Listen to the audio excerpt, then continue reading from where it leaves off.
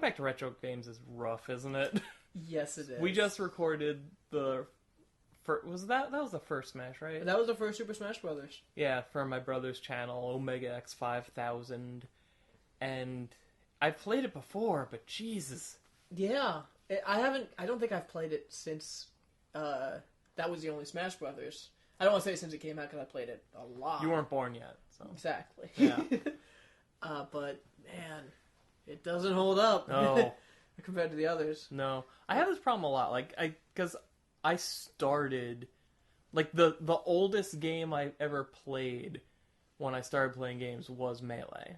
Yeah. And then I played a few more GameCube era stuff, and then kind of nothing until the 360. So, I'm not sure. I don't know how much of it is that you need to have some kind of nostalgia for the old stuff to really get into it and get a lot out of it. Because my brother's all about old games. He loves that stuff. Yeah. And he was having infinitely more fun than we did. Oh, yeah. Absolutely. But, I don't know. I don't know what it is. I think it still needs to be a good game. You know what I mean? Yeah. Like you said it while we were playing, it's a great foundation for them to build on. Because they've made fantastic Smash Brother games since then. We play Smash 4 all the time. Yeah. But I don't think it's a good game. No? No. Like, I've gotten into this argument before with people. It's this frustrating thing that comes up in every medium, in comics and film and everything. Yeah. Where you look at this classic thing, this classic old piece of work, and it just doesn't hold up today. But in the context of when it was made, it was this revolutionary, like, nobody's ever seen a game that just flat out, unapologetically has all of the headlining Nintendo characters interacting before. Yeah. So the very fact that it existed at all and worked at all was enough to make it a huge deal. Mm-hmm. And for its time, it was probably controlled great and looked great and all that stuff. Yeah. It's just, it's hard when we live in an age where that's been improved upon to such a degree that it makes the first one look terrible. Exactly, yeah. Like, I've talked about this with people about Super Mario 64. Like, at the time, there was never really a 3D platformer. Yes. So people didn't know what they were doing. Like, when they were making the game, they didn't know what they were doing, and people got their hands on it, and they're like, this is amazing. But if you go back to it now, you realize it's actually not. Like, they didn't know what they were doing. So at the time, it was great, and it was revolutionary. But it's actually not that great of a game.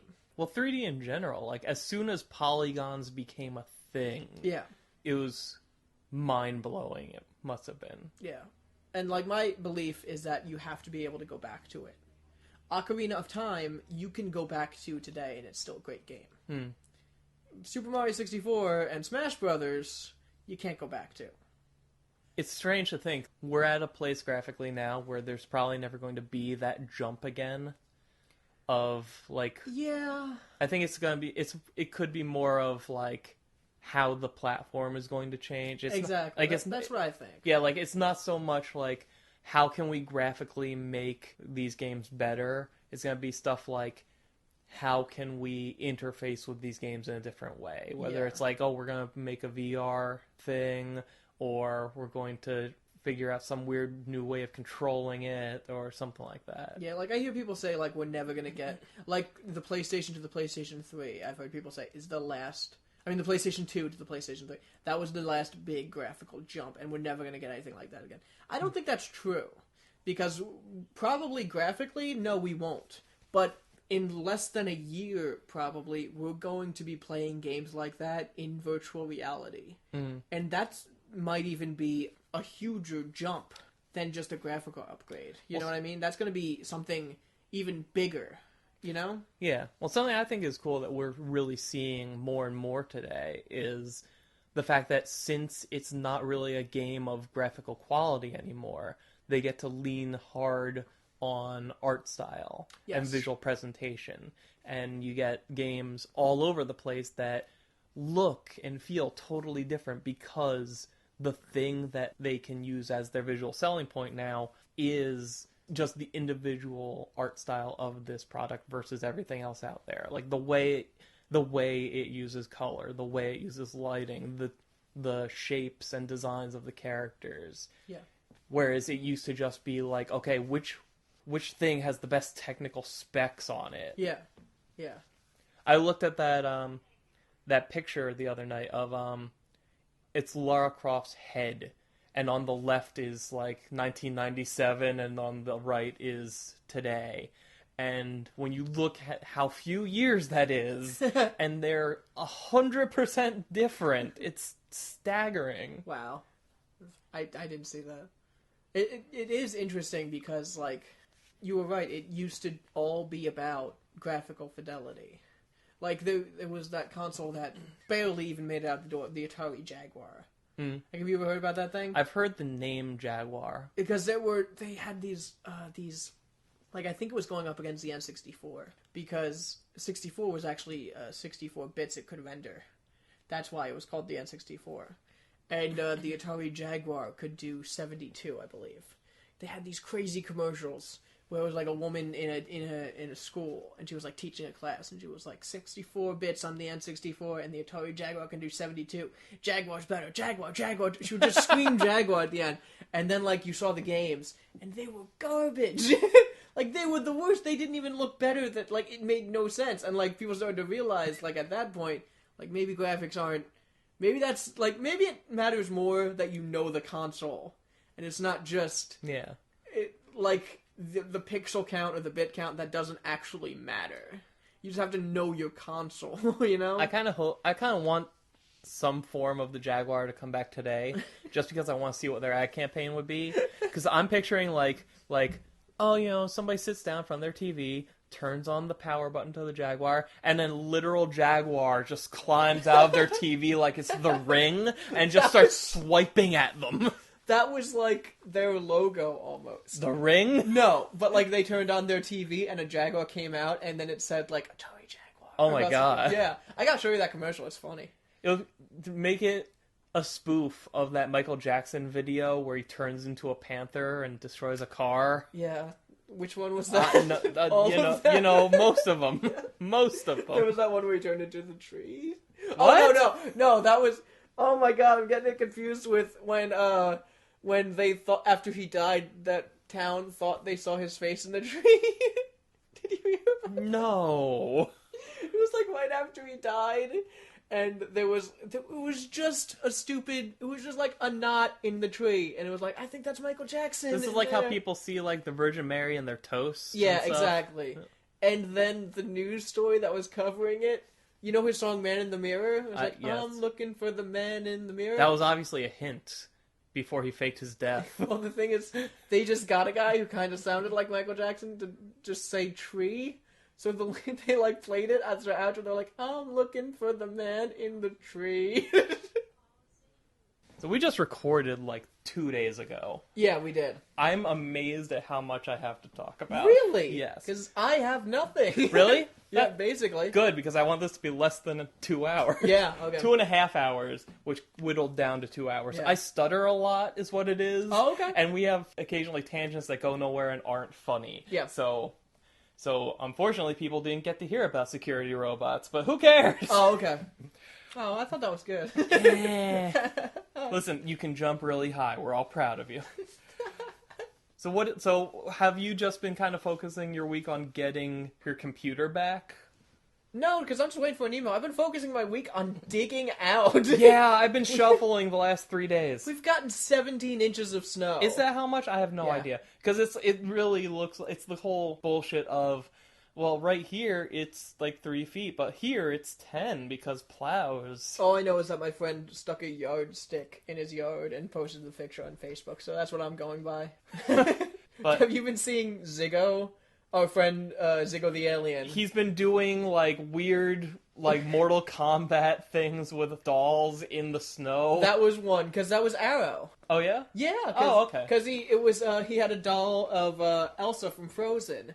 And he ripped its head off and said, Elsa, you have failed this city. Oh, that's awesome. Yeah, and then he was just Spider-Man for a while, just Spider-Man messing around in the snow. I saw a video of somebody dressed like Frozone from The Incredibles just walking down the street being like, sorry. That's great. I didn't see that.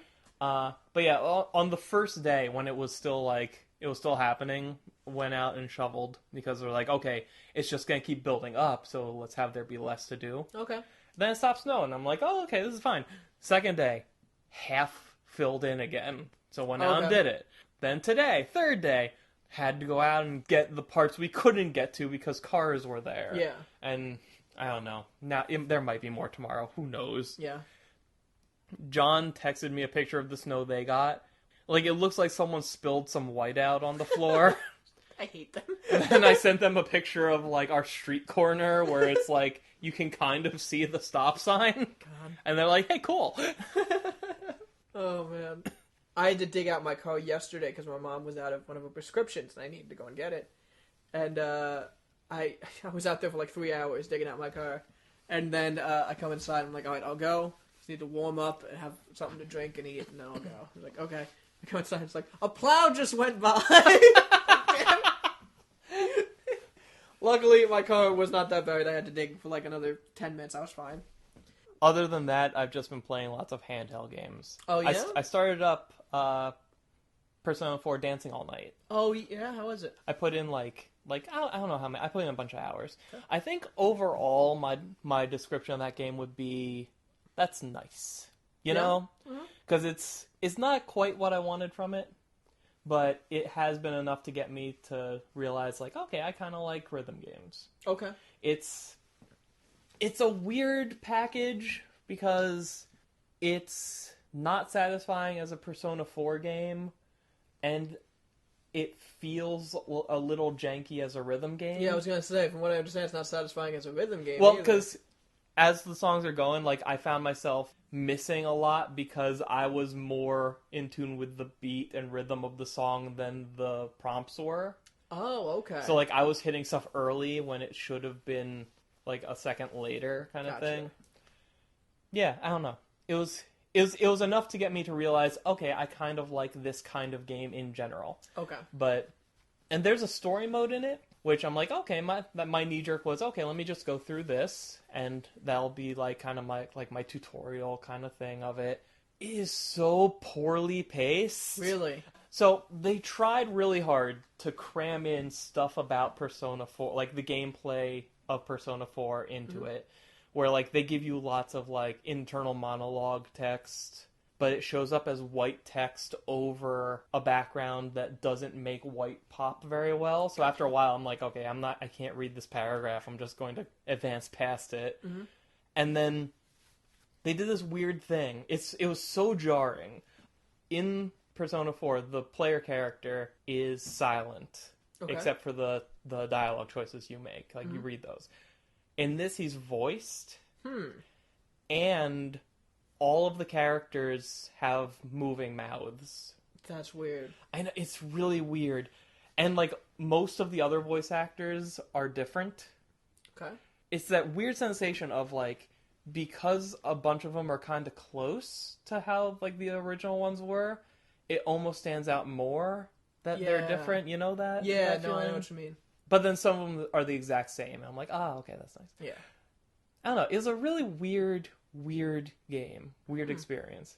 It did teach me that something I'm not interested in at all is revisiting those characters in a new game that preserves their status quo from their original game. Okay. Because this is like 6 months after the end of Persona 4. Okay. And everybody's still more or less in the same place. And I'm like, I kind of wish... Like, I would rather see... Like, when Ultimax came out, the fighting game based on this stuff, it's the Persona 4 characters and the Persona 3 characters. Okay. But it's been enough years that the Persona 3 characters are, like, grown up and they have jobs and shit. Yeah. So I'm like, I kind of want to see that, but for these guys, you know? Yeah. Maybe you'll get that in Persona 5. I hope so. Yeah. I've already figured out in my head how it could happen perfectly and makes sense. And if it's not that, I'm going to be very mad. Oh, it's honestly as simple as... So in Persona 4, they're all in high school and they went on a field trip, and it's to the city that 3 took place in, and they're wandering around the maps of 3, and the soundtrack of 3 is playing, and they interact with a couple characters from 3. Okay. I just want that in Persona 5 with revisiting 4. Okay. And off the top of my head, there's 3 characters in in Persona 4 who are involved with local law enforcement, and from what little I know about Persona 5, your characters are criminals. So it should be really fucking easy. Do you know if in Persona 5 it's going to be voice acted with moving mouths? I don't know. I've seen like weird cutaway things that might replace the character portraits, but I don't know. It kind of sounds like maybe they were testing it out and to see what people thought. I don't think so. I hope not. I don't think so. I hope not. You don't like it? No. Okay. No. It was like, imagine like a regular character portrait. Yeah. Except instead of just being a still image of a character that, you know, will occasionally blink or something, their mouths are moving the entire time, too. Wasn't that what it was in... What's that hentai dating game that Markiplier played? Honey Pop. Yeah. Honey Pop. Wasn't that what it was? Their mouths moved. I think it was like that. Yeah, I think that's what it was. Except this was weirder because this was more like this. They're showing you images of characters that looked like they were supposed to be flat images. Oh, okay. Yeah, that was kind of like almost 3D animated. Yeah. Okay. That's weird then. That's like when Conan has on a guest and it's just a picture of their head. Yeah, this was Arnold Schwarzenegger. Yeah, okay. I started a new game too. Yeah. Sunset Overdrive. Oh yeah. Yeah, I was telling you about it. That's like the Mountain Dew the game, Mountain Dew the game. Yeah, yes. orange soda fuel, gamer fuel the it's game. Gamer fuel the game. Yeah, exactly. It's fun though. I really like it. Just the way you move around the city feels great. I did not have high expectations for it, but I'm really enjoying it. Wasn't this an Xbox One launch title? It's an Xbox One exclusive. I'm not sure if it was a launch title. I feel like it came out. I feel like it was like one of those launch window games, which is like. I think we're still in the launch window. We're still in the launch window because Cuphead was supposed to be a launch title, and it's still not out. Cuphead. Cuphead. Someday, I bought the console so I could play Cuphead. That's a mistake. Yeah. I don't regret it, though. Xbox One's great. The instant Cuphead comes out, they're going to be like, coming to PS4 and PC. They probably will. You'll get a code when you buy Tomb Raider. God damn it. But it's great. It's a lot of fun. It's funny. I really like it. But, yeah, I don't know. It kind of reminds me of if Arkham Knight were to meet Ratchet and Clank. Huh. Yeah. Because it's like you grind along rails and it's like you can wall run and like there's this crazy weaponry that you get. So it's like there's huge Ratchet and Clank influences because it's an Insomniac game and they're the ones that did Ratchet and Clank. But it's open world and like you'll just be grinding along a rail and you'll see like this horde of enemies and it's like I should go down there and fight them and get some experience and stuff. So it's kind of like Arkham Knight too. Okay. It's a lot of fun. Cool. Yeah. Is it a long game? I kind of think it is. Because, like, I was spending a lot of time, like, you can buy maps that have the collectibles all on them. And, like, the collectibles are, like, shoes thrown over a wire that you can, like, find and get. Or, like, toilet paper thrown over a lamppost and stuff like that. Mm-hmm. And, like, he explains, it's like, I need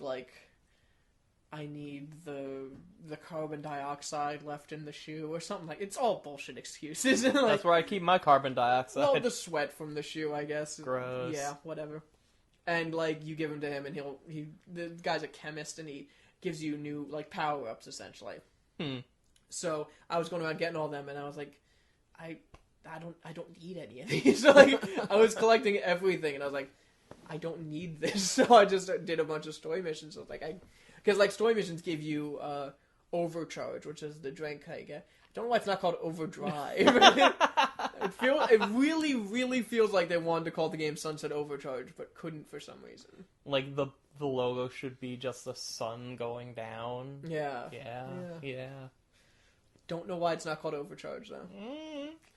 Typo. But, yeah, typo. That's typo. A big typo. Yeah. Yeah. But like they give you like that's the currency is overcharge and cash. Cash mainly just gets you like new outfits and stuff. There's a ton of There's a ton of outfits. It's great. Like you can, like there was a, like the mascot for the drink is just this giant like kind of looks like Deadmau5. That guy that we saw all over the place at DragonCon. Oh, okay, yeah. Kind of looks like that. So I got like a code in my box to unlock him. His name's like Fizzy or something. But I didn't try it because it's a used copy, so didn't think I would get it.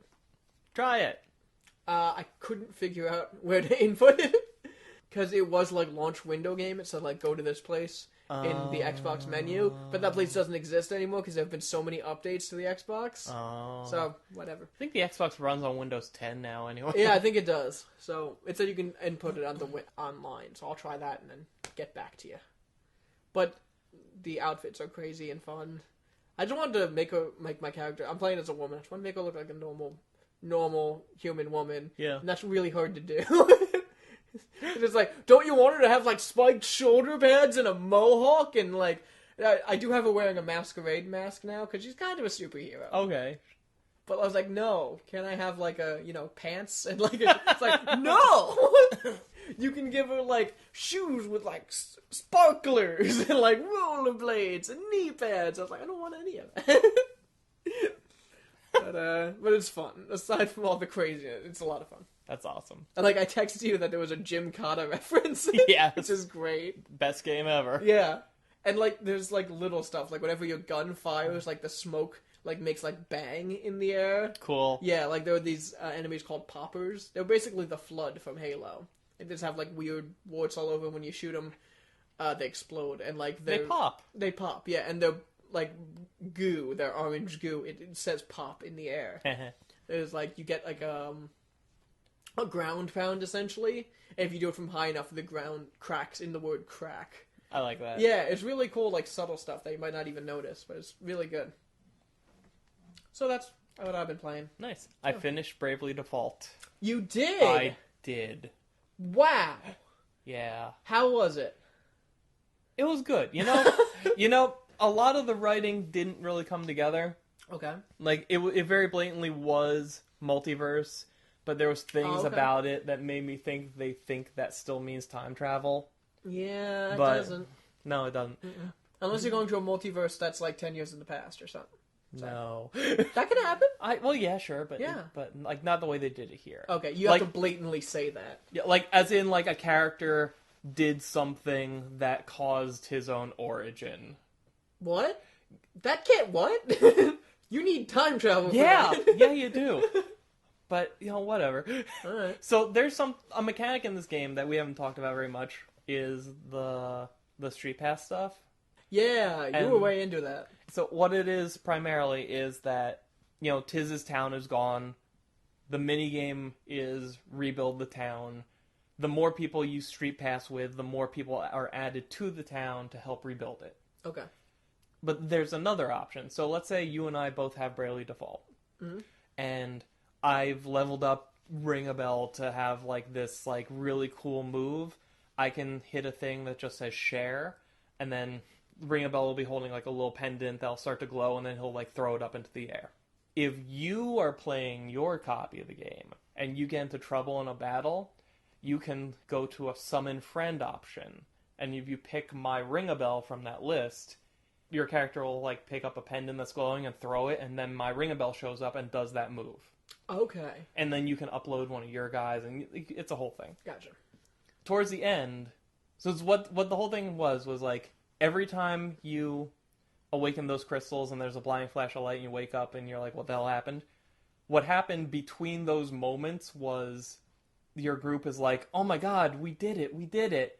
Wait, nothing changed. What's going on? And then Eri just starts laughing and slaughters everybody and then goes through the hole in the ground to the next world and starts over again. Oh my god! And she's been doing this for like 100 millennia, linking hundreds of thousands of worlds together. Holy crap! So that her boss, the giant, like, death god monster, can eat the multiverse easier. James Woods. Yeah, James Woods. And there's this whole thing where, like, you're in the final boss fight against her boss, and every time you get his health down, he eats another world. And he just flat out says, look, the longer you struggle, the more chances there are that yours will get eaten. How long you want to do this? Holy crap! But this then, is like fighting Tengen Toppa. Yeah. But then Agnes's pendant starts to glow, and just hears a voice that says, you're not alone. You zoom across, like, you see other Earths that are like in this chain. And I didn't street pass with actual people. If you're not in a place where you can, it gives you like a faux street pass with computers, Okay. kind of thing. So it's like friend bot and this kind of stuff. Gotcha. Yeah. So it zoomed in on this one world and it said friend bot's world, or like if it had been you, it would have been like Rob's world. Okay. And then it showed the little vignette of your quote unquote version of the characters doing a thing that's trying to break their world free from the chain, kind of thing. So it's like, and it does this for like 5 or 6 worlds. So you get to see like, if you've been street passing and doing this with your friends and stuff, their version of the game is their universe, and they're helping break apart from yours so that you can beat this thing. That's awesome. Yeah. That's really cool. That's really cool. Yeah. I went online and I started reading up on like the story of this game and just trying to fill in some holes that I still haven't filled in. But like there's apparently something I missed. So the big bad god thing is trying to amass power so it can pierce the heavens. Pierce the heavens. He basically wants to get into the realm of the gods where everything is like great and sunny and happy, so he can make it awful. Because it's just a dick. Yeah. But there's apparently, I guess I missed this, but there's a point where like he looks through a portal and that supposedly like turns on the 3DS's player facing camera. So he's like, there it is. So like the implication is that the realm of the gods is the real world. Holy crap. And that we're the gods. That's so cool. I know. I want to play this. You could. Alright, not for a while though. So I gotta beat Majora's Mask, Sunset Overdrive, and all the other crap I got playing right Okay. And then the ending made no fucking sense. No? This guy looked at Tiz at one point and said, "Oh, and you have a celestial being dwelling within you. Anyway." What? And then I'm like, what does that mean? When did that happen? Huh? Is that how he survived the town exploding? What? Huh? And it didn't come up again. And then the end of the game, it's kind of, they do the credits, and then they show where everybody went off to do and all this stuff. And then it's kind of like, oh, it's been 6 months, we're all getting back together to meet up and catch up. And Tiz is like, yeah, I'll be right there, And he, like, goes up to the cemetery where the monument for his town was. Mm-hmm. And he's like, I guess I should get back what I borrowed now. And then, like, a light rises up out of him, and then he just falls to the ground. I'm like, what? And then there's, like, more credits. And then... So Tiz was dead? I guess he's dead.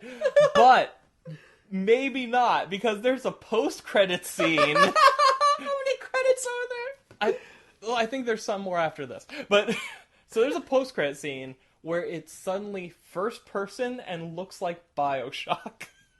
What? It's like, you're in Rapture? You are Tiz, you find out.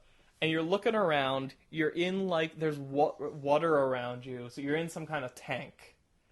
And you see out the window, there's, like, doctors and scientists and guards and all this, and they're talking about you and, like, oh, it's a shame, after all he did to save the world. And then the lights go out and alarms start sounding, and then and you can look around all through, like, different windows and stuff. Then the emergency light comes on, and some girl that you've never seen before is just beating the shit out of everybody. And then a boss monster shows up, and she's having a boss fight. And she's like, she's referencing game mechanics as she does it. She's like, oh, damn, no more brave points. And then she beats this boss monster, and then climbs up. And this is all using the 3DS's gyroscope, so it's like, to look left, you move the thing left. And, like, you don't see her anymore. You hear her say, hey, up here. And you look up, she opened a hatch, and she's reaching her hand down to get you out. And she makes some comment like, you sure are lucky. You get to live in the same era as me. I'm like, how long has he been out? What's happening? What the hell? And then it just, the title Bravely Second just comes up. Oh! I'm like, what? That's so good! What the fuck is going on? God, that's so cool. It was just really cool to see a boss dungeon happening out the window by someone else. Man. Good game. Yeah. That's awesome. I got to the first dungeon in Majora's Mask. Yeah? Yeah. I think it's the first dungeon. It's the first dungeon I'm doing. It's the Swamp Dungeon. I think. And yes, what it's called? No, like Deku Dungeon. I don't know. It's the dungeon in the swamp where you have to be a Deku to get in. I don't know. That game's pretty short, right? It's only 3 days. Yeah, it's like 3 days long. Yeah. I'm panicking because there's so much that you have to do in it, and like if you restart from the beginning, You have to. yeah, you have to do all of it again. So I'm really trying, and like I have it just paused right now. I just paused it and closed my 3DS, and like I'm not quite sure what I have to do now. So I'm freaking out. But I still love that game. It's great. Good. Yeah. And you got your good fairy in there. Yeah, Tattle. Oh, and Tail. We figured out that Tattle's brother's name is Tail. I randomly guessed it right. Yes. Oh, I have to tell you this. So when I fought Aerie, because you have like 3 fights against her. Yeah. And when she reaches her final form, the phrase, I feel eldritch power flowing through my veins. Holy crap! Oh my god. That's amazing. Yeah. That's the best thing I've ever heard of a boss saying. I feel eldritch power. Flowing through my veins. That's so good. Yeah. Oh my god. Well, I'm already out of stuff to talk about. So Street Fighter V 5 is the next one. Oh, It is going to have a story mode, but it's coming this summer as really? as free DLC. Okay, cool. They had kind of a trailer for it. It looked good. So it's not just like the kind of painted thing that we saw before. Okay. It's like a full like 3D thing. Nice. It looks like it's all in engine, but that looks fine. Yeah, that's fine. And the engine stuff looks great. Yeah. Yeah. So that's coming. I'm like, okay, and they're not charging for it, thank God. Yeah. Well, I'm interested to see what it's going to be. I also wonder why it's coming later. Like, did they not plan to have it at first? I don't know. Maybe it's just taking a little longer to finish. They want to polish it. No. I hope it's ridiculous. Yeah. I hope Yeah. I hope it is the most weird and hard to understand thing in the universe. It will be. Especially to us, who know nothing about the Street Fighter lore. I know some people's names. That's all I got. That's all. I know Ryu is an asshole. I've heard that. Yes. He punched Guile for trying to help him up. So he has that scar on his face. Aww. Yeah. That's how he won the first tournament. Guile kicked his ass. That was like, alright, I'll help you up. And then he punched him, and we was like, yay, I won.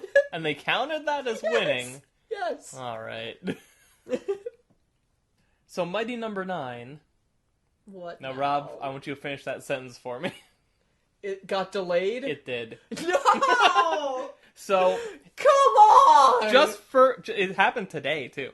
So, just to put this in perspective, the original date for this game was April of 2015. Yeah. Then it got pushed to September of 2015. Then it got pushed to next month, February of 2016. Now, they have committed to the date of spring 2016. And the reason for it is something I didn't even know was in this game. It's because of matchmaking bugs in the game's online multiplayer. What? This is supposed to be a Mega Man-like game. Yeah. And apparently, the reason that's an issue is it's been... Because it wasn't supposed to be in this game! That too. And we just kept adding shit! That too. Now it's this Frankenstein monster that we can't control. Help us! So it's been in development so long, the engine they use is no longer being updated. So all the additional programming and bug fixes have to be done manually for each platform the game is on, and it's on everything. Everything. It's been in development so long, we started it on a Windows 95. Because it's going to be on all current gen, all last gen, PC, Yeah. 3DS, Vita, everything. It might be on the Wii, I don't know. But yeah, so it's, yeah. If I could get my money back from that, I would. Oh no, I want to play this game. We have to know. We're going to do a full Let's Play of it. But I just feel bad for supporting it at this point. I wonder how they're doing with that other game that crowdfunded. The episode 1 of the other game? Yeah. Yeah. Was it a full first episode even? I don't know. isn't it like an episodic thing, and they're doing an anime? Or was the anime just episode 1? Or was it 10? No, that was 10 minutes. Yeah, that was 10 minutes of something. God, I'm so mad. Oh, man. Alright, so what's next? Let's talk about something happier. How about the fact that this is the 20th anniversary of Pokemon this year? Oh, really? Yeah, and they're kind of going all out with it. You know, they're putting out a non-XL new 3DS over here for it. It comes with 2 faceplates, one of That's cool. Charizard and Blastoise. And it comes with digital copies of Red, Blue, and Yellow pre-installed. Nice. Yeah, I don't know price point, but that's happening. Yeah, that's great. They're doing, if you already own X, Y, Omega Ruby, or Alpha Sapphire, they're giving away free legendaries at GameStop throughout the year. Pokemon Amiibo are going to be reissued at select retailers. They specifically... Only in Blockbuster of Cuba. Yeah. They specifically call out Charizard, Jigglypuff, Greninja, Lucario, and Pikachu. Okay. I guess just not Mewtwo. The card game, which I guess is still going. I guess so. It's getting new expansions and booster packs throughout the year. 12 of the Pokemon movies are going to show up on iTunes, Google Play, and Amazon. New stuff is going to be on sale at the Pokemon centers in Japan, which I want to go to one of those. I know. And there's going to be a Pokemon Super Bowl ad. Huh. Which I just saw today, and it's really weird, because it's one of those where until the end you don't know it's for Pokemon. Nice. Those are the best kind. Yeah, it's confusing, though. Oh, okay. Because it's the kind of thing where, like, a kid sees something and says, I could do that. And then goes on to be, like, a pro football player or something. And then someone watching that says, oh, I could do that. And goes on to be something else. Mm-hmm. And it ends on the guy saying, I could do that. And then he just goes to compete in a Pokemon tournament. Like, what? What's happening? How did you see that? Like, they're already showing Super Bowl ads? They're all online first. Oh, man, that's dumb. Yeah. Yeah. Yeah. And Pokken Tournament comes in March. Cool. Nice. So it's going to be a pretty good year for Pokemon. Yeah. Yeah, and I remember when Red and Blue came out. Yeah, that's the weird thing. The only thing they're not doing to celebrate this anniversary is release a regular Pokemon game. Yeah. They haven't even announced the next ones, have they? No. People are still going back and forth on, are they going to do Pokemon Z? Or are they going to go to just the next iterative thing, you know? Yeah, because what's it going to be now? Like numbers? What's it going to be? I don't know. Well, they didn't do all the letters. No, I know, but they immediately went to the end of the alphabet. Like, what are they going to do next? A and B? That would be working backwards. I guess. Yeah. They should do the entire alphabet, but in random orders. Yeah. Yeah. Like, here's Pokemon W and C. I love Pokemon Q. That's the third one that puts together elements of the first two. Speaking of that, let's talk about Fire Emblem for a minute.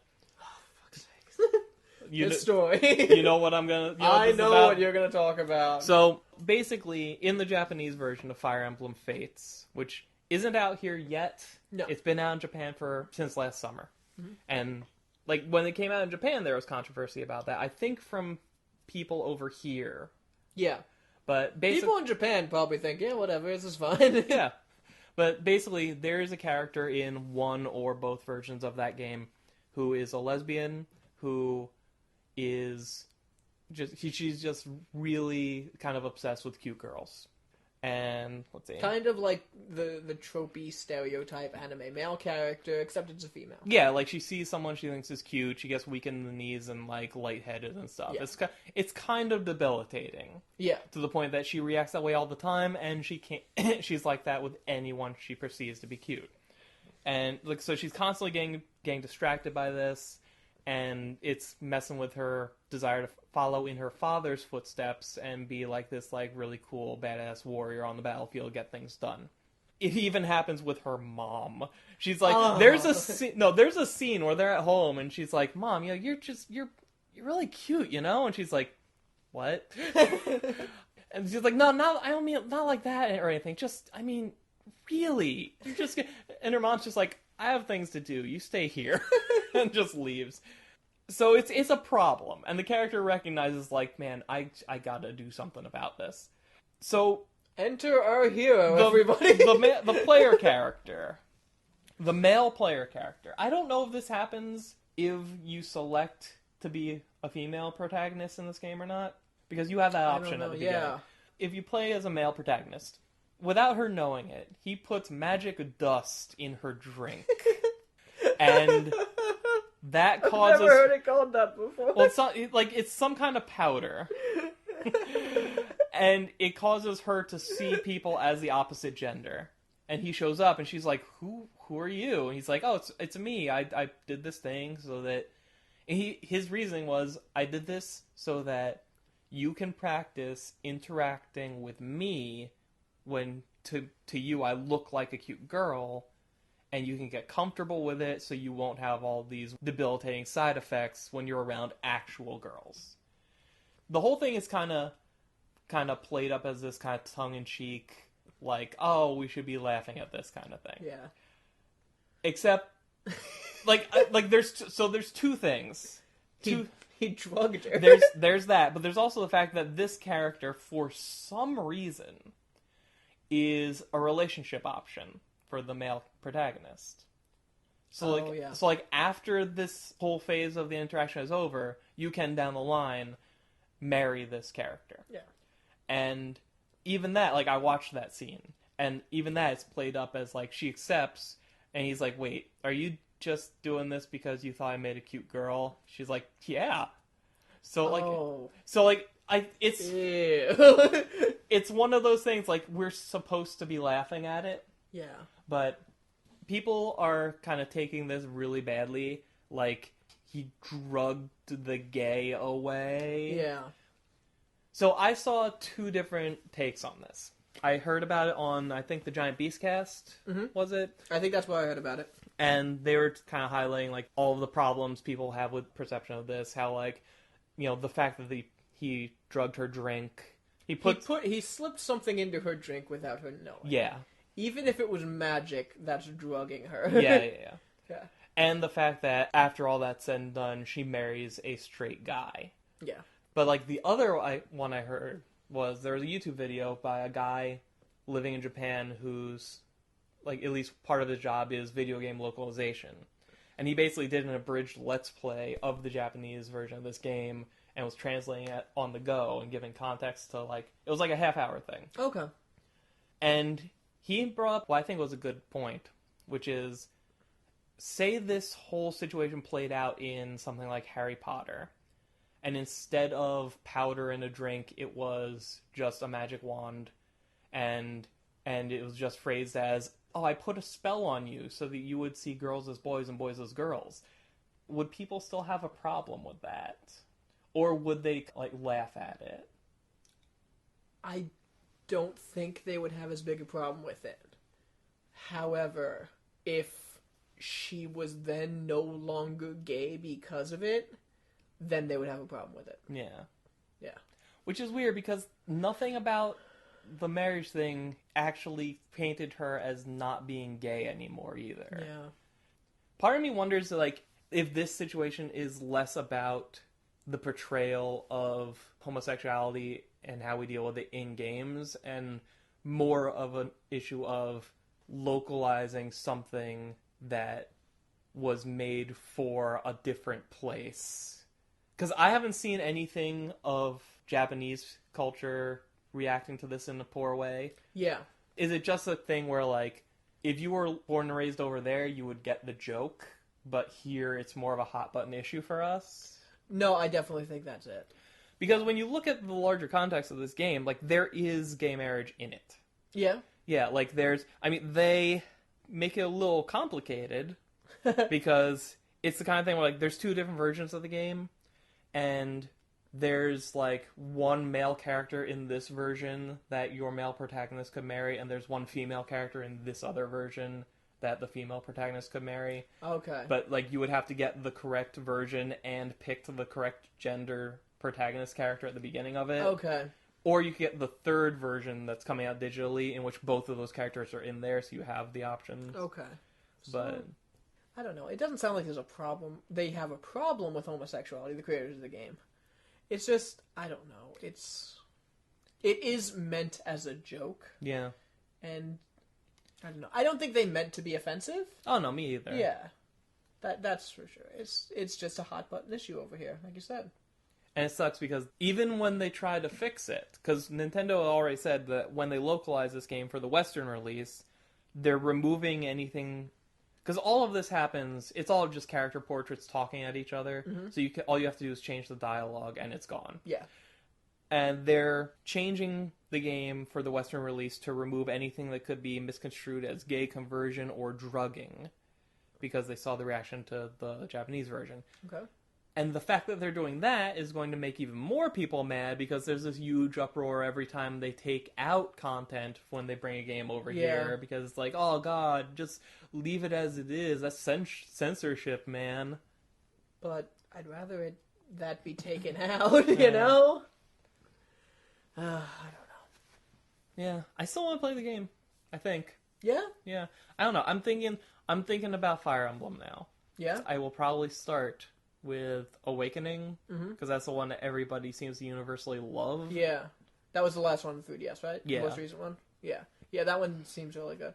I'm probably not going to play this one until I can get that 2-pack really cheap, because that's ridiculous that they're selling like half a game.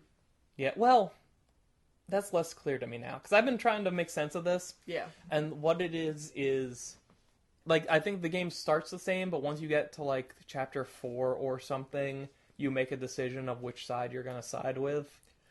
What I think it is that you're getting one side of the story, essentially. And it seems pretty clear. Like, it's still an entire game. Oh, yeah. But then once you complete it, it's like if you want to see the other side of the story, you play this one. Yeah, like, but that's like infuriating to me. if you decide to side with the Blue Army, then the rest of the game is spent with them and that set of characters and those potential relationships and that kind of thing. Whereas if you decide to side with the Red Army, then it's a whole different set of characters and relationships and everything. Yeah. I still don't know if you have that choice, that means that both must be on the card. Yeah, that's where I think you're wrong, because I think they removed that choice and just split it into 2 games. Yeah. But what they are doing in terms of selling it, there is that 2-pack where it's on sale for, I think it's $80. I think so. I just know that if you get that, it works out to a certain price. But if you get one of them physically, it gives you a code to buy the other one digitally, which is the same as the lower price of the third one that's coming digitally. That comes to the exact same price as the package deal. Okay. The package deal includes the third digital one. So it's basically the exact same. It's a matter of, do you want to have 2 of them digitally or one of them physically? Digital, yeah. I get what you're saying. But like the first time I looked at Fire Emblem, I'm like, oh, cool, because I saw like the fully like anime cutscenes. I'm like, oh, this looks amazing. And then it cut to the map, and it's like a checkerboard with like 8-bit sprites hopping around on it. I'm like, what the fuck is this? You have one for the GameCube, don't you? Yes. Yeah, we should play that. Maybe. Yeah, why don't we start with the one you own? Because I know people like this one. Anyway, what else you got? Yandere Simulator is banned from Twitch. What? Why? They didn't specify, but it probably has to do with the wanted murder of high school students for no reason. Oh. I know, they were kind of cracking down, because there's a guy, Shadman was banned. He's an artist. He was banned because he was doing like an